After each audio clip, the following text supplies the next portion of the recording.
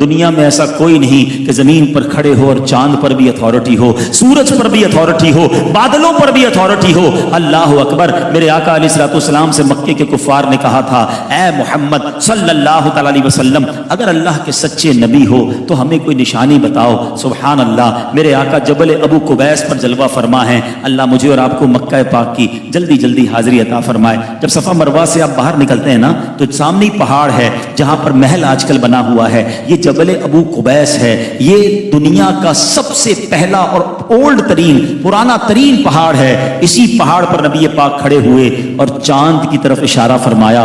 اللہ اکبر، چاند دو ٹکڑے ہو گیا۔